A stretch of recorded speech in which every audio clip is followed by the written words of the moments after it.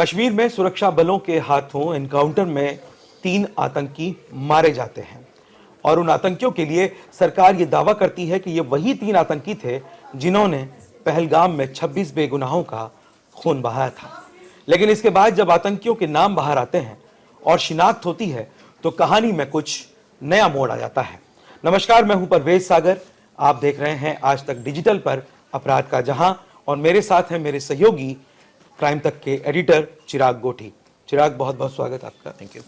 चिराग, encounter हुआ, नाम बाहर आए, दावा हुआ, लेकिन जो नाम पहले सामने आए अचानक कुछ घंटे बाद वो नाम बदल गए। पूरा मामला क्या है? क्यों आतंकियों की पहचान को लेकर कंफ्यूजन हुआ? देखिए, शुरुआत में हम सबको पता है कि ये घटना 22 अप्रैल को हुई, जिसमें 26 लोग मारे गए, 16 जख्मी हुए। और तभी से एजेंसीज, चाहे वो एनआईए हो, चाहे आईबी हो, रॉ हो, जम्मू कश्मीर पुलिस हो, सेना हो, सभी जो सुरक्षा एजेंसियां हैं वो इन आतंकियों को तलाश रही थी। संख्या कितनी थी, कौन से हथियार थे, कौन सी इसमें गोलियां थी, कहाँ भाग गए, कहाँ छिपे रहे, इन सबको तलाश कर रही थी। अलग अलग लोगों से बात हुई, ओवरग्राउंड वर्कर से बात हुई, कई सारे गांव खंगाले गए, जंगलों में कई महीनों तक टीमें तैनात रही और खोजती रही। विपक्ष सवाल करता रहा यहाँ बैठकर और सरकार के पास कोई जवाब नहीं था। लेकिन कल हमने देखा देश के गृह मंत्री ने जो जवाब दिया। अगर उनकी बातों पर यकीन करें, क्योंकि ऐसा कोई सबूत नहीं है कि यकीन ना किया जाए। उनका कहना है कि जो 3 आतंकी मारे गए लिडवास में, उनके नाम मैं आपको बता दूं, सुलेमान, जिब्रान और अफगानी, ये वो तीनों ही आतंकी थे। और जो इनके पास हथियार थे, ये वही हथियार हैं जो पहलगाम में इस्तेमाल किए गए थे। और ये वही आतंकी हैं जिन्होंने मासूम लोगों का खून बहाया। अब इसकी पहचान कैसे हुई? आखिर इतने दिनों तक कहाँ छिपे रहे आतंकवादी? कैसे एनआईए को लीड मिली या सुरक्षा बलों को? आप सोचिए, 1000 से ज्यादा लोगों से पूछताछ। एक लंबा काम था, बिल्कुल लंबा काम। 2 महीने के बाद जब ये घटना हुई थी, यानी जून के महीने में, 21 जून की बात है, बल्कि अप्रैल की ये बात है। हाँ, घटना 22 अप्रैल को हुई हाँ। और उसके बाद इन्वेस्टिगेशन चल रहा था। 21 अप्रैल को ये तीनों आतंकवादी 2 लोगों के घर में जाते हैं। बैसरन घाटी यहाँ ये पूरा हुआ, बिल्कुल। उससे 4 किलोमीटर दूर 2 लोग रहते हैं, बशीर और परवेज। इनके घर में जाते हैं, वहां रुकते हैं, उनको 2500 रुपए देते हैं, वहां खाना खाते हैं, अगले दिन घटना को अंजाम देते हैं और फिर वापस एक दिन बाद वहां जाते हैं, यानी 23 तारीख को। आप सोचिए, मुझे याद है जब हम शुरुआत में वीडियो बना रहे थे, हम कह रहे थे पता नहीं कहाँ निकल गए होंगे आतंकवादी। बिल्कुल, हम लोग कहाँ इतना घना है और इतना घना जगह है, जानबूझ के चुनी कि शायद भागने का अच्छा एक रास्ता मिल जाए। कहाँ होंगे?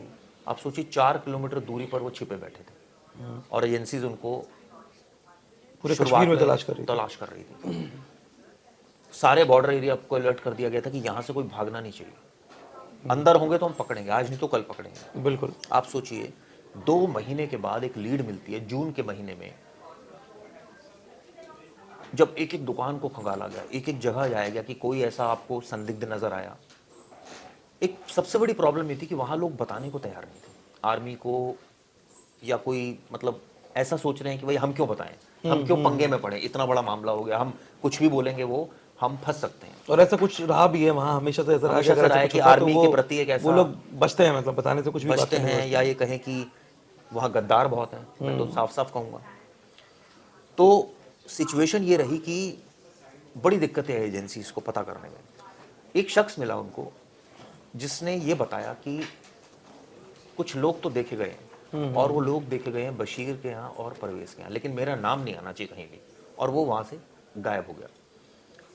2 महीने तक वर्क करती रही एनआईए। जून के महीने में एनआईए उस घर में पहुंच गई जहां पर आतंकवादी गए थे और खाना खाया था, बशीर और परवेज के घर। उनको अरेस्ट किया गया। ओवरग्राउंड वर्कर थे, पूछा कि भाई क्या था, उन्होंने बताया कि हाँ हमने पनाह दी थी। अब कोई तस्वीर थी नहीं उनके पास, तो अब पहचाने कैसे? नाम पूछे, नाम भी बताए उन्होंने, लेकिन अब ऐसे कैसे पहचाने? कोई डोजियर में उनका कोई रिकॉर्ड नहीं।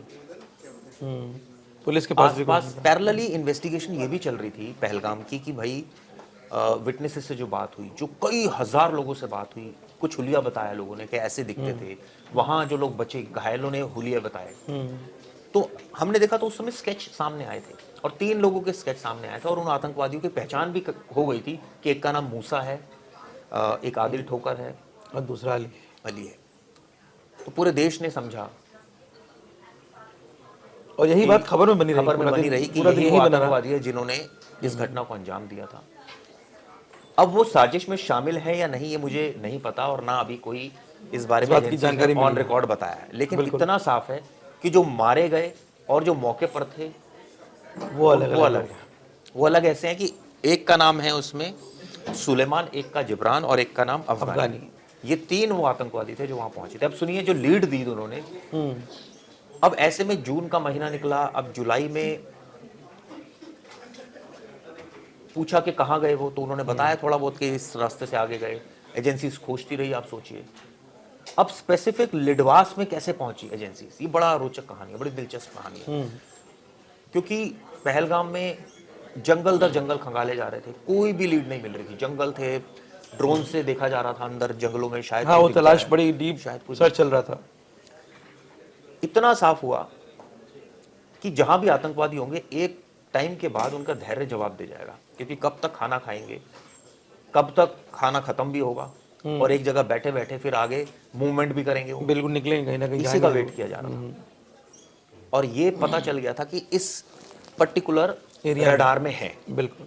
लेकिन कहाँ है वो रडार, को इतना छोटा तो है नहीं, वो है इतना बड़ा कि कहाँ ढूंढे उनको। चलिए चल रहा था और ये भी था कि अगर गलती से उनको भनक लग गई कि एजेंसीज वहां पर है तो भाग भी सकते हैं, कुछ भी कर सकते हैं।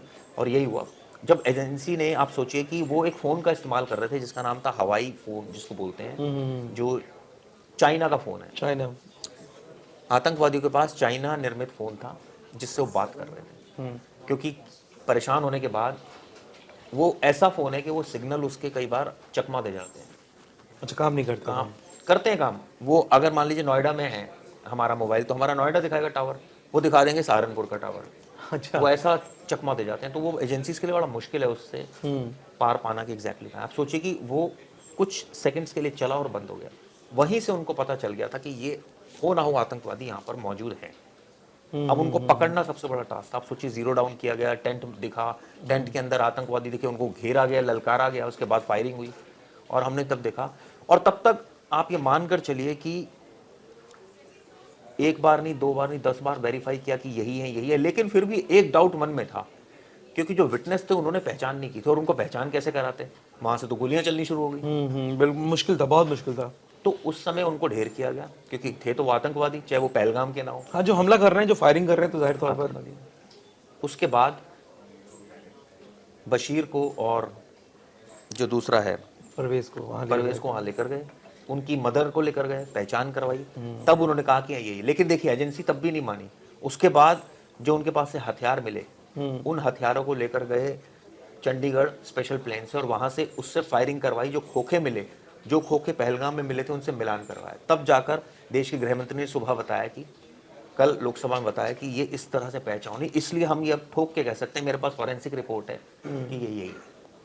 इन्हीं दिनों ने मारा। इन्होंने मारा है, चौथा कोई। अच्छा चिराग, इसमें एक और चीज गृह मंत्री की तरफ से जो बात बताई गई, इसमें एक और दावा जो किया गया वो संख्या को लेकर के। ये माना जा रहा था कि पहलगाम के जो हमलावर थे वो 5 थे। उस समय जो चश्मदीद थे, वहां जो लोग पीड़ित परिवार थे या जो लोग वहां पर मारे गए थे, उनके जो परिवार के लोग थे जो वहां मौजूद थे, उन सब लोगों ने बताया था कि वो 4-5 लोग थे हमलावर जो गोलियां चला रहे थे। लेकिन अब गृह मंत्री जो है, उनका बयान जो संसद में था कल, उन्होंने पूरा घटनाक्रम जो बताया, तो उन्होंने ये भी साफ कर दिया कि ये आतंकी सिर्फ 3 थे। तो हाँ, क्योंकि उस समय परवेज जी कोई इस तरह की जानकारी निकल कर नहीं आई थी कि, हाँ, उस समय लोग सिर्फ कयास लगा रहे थे कि नहीं 5 थे, 6 थे, क्योंकि फिर वो कुछ बाइकर्स का भी बताया था, कुछ बाइक पे लड़के आए थे जिन्होंने हेलमेट पे कैमरे लगे हुए थे, ये कहानी भी तो उस समय तो बहुत सारी चीजें सामने आई थी, कुछ क्लियर नहीं हो पा रहा था। लेकिन आप सोचिए कि पेन्स टेकिंग एफर्ट जो एजेंसीज का लगा और कितना मुश्किल था इनको ट्रैक करना। ये बिल्कुल एक मुश्किल काम जंगल से भली भांति परिचित थे, वहां स्टे किया इन्होंने। एक टाइम के बाद इनके पास खाना खत्म हो गया, उससे पहले ओवरग्राउंड वर्कर्स इनकी मदद कर रहे थे। एक एक गांव को खंगाला गया, आप सोचिए, एक एक गांव के एक एक दुकानदार से जाके पूछा गया कि किसी और ने जैसा कि आपने कोई बताया सामान 1000 लोगों से पूछताछ हुई है। किसी ने कोई सामान खरीदा, किसी ने कोई नए आदमी को देखा, क्योंकि गांव इतने वहाँ लिमिटेड होते हैं और हाँ, लिमिटेड हाँ। लोग रहते हैं, तो बहुत लोग एक दूसरे को जानते हैं लोग, हाँ। कोई भी एक नया संदिग्ध दिखता है तो पता लग जाता है कि भाई ये है।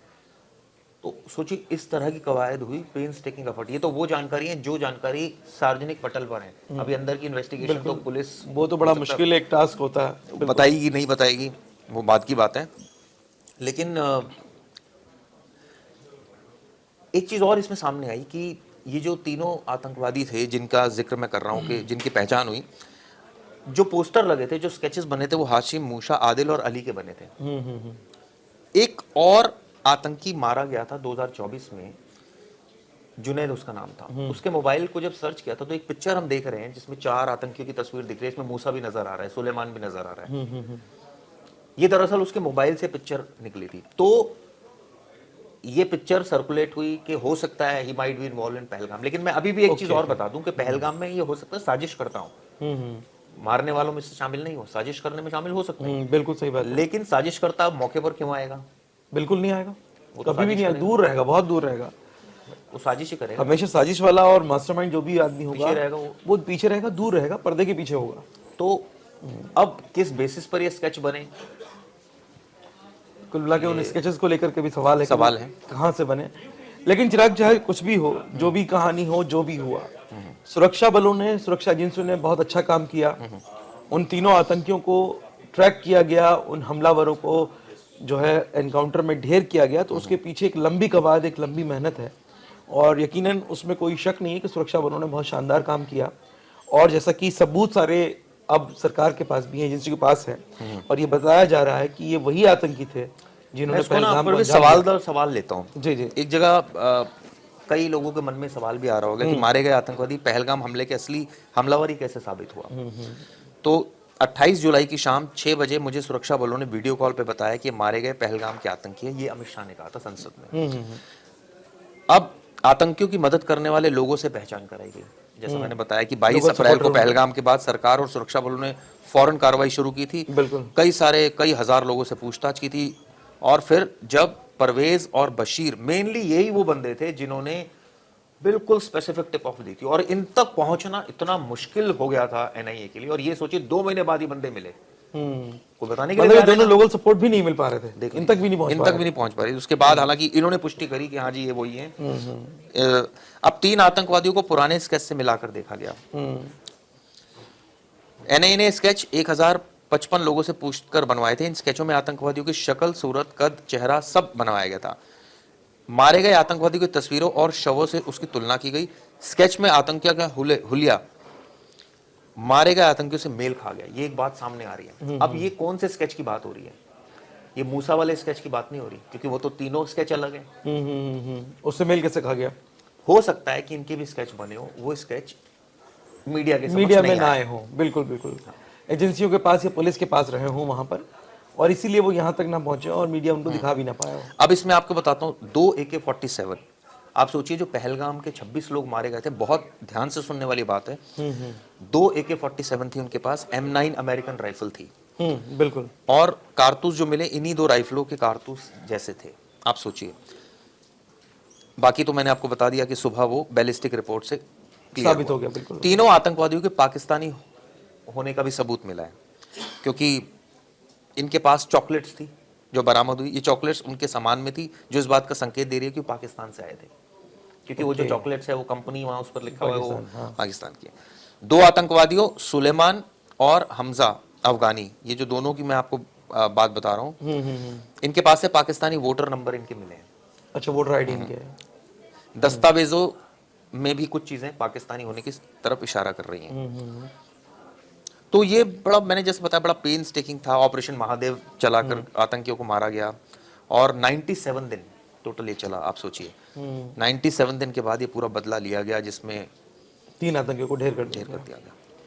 तो कुल मिलाकर के ये कहा जाए चिराग कि एक बड़ा ही रोचक कहानी है इन आतंकियों तक पहुंचने की, और आतंकियों से पहले उन गवाहों की, उन चश्मदीदों की जो इनका लोकल सपोर्ट थे, और उनकी मदद के बिना या उनकी निशानदेही के बिना, वही जैसा कि आपने कहा कि बड़ा मुश्किल था इन लोगों तक पहुंचना, क्योंकि एजेंसियां जो हैं उन दोनों विटनेस, उन दोनों गवाहों तक भी नहीं पहुंच पा रही थी, लेकिन एक शख्स की वजह से वो वहां तक पहुंची एजेंसियां, और उसके बाद एजेंसियों ने इन तीनों आतंकियों को ट्रैक किया, इनकी लोकेशन ट्रैक की, और सही टिप थी बिल्कुल, जो दोनों जो लोकल सपोर्ट थे आतंकियों का, यानी कि बशीर और परवेज, उन दोनों की वजह से एजेंसियों को ये बात पता चल गई थी कि ये तीनों हमलावर आतंकी कहाँ छिपे हुए हैं।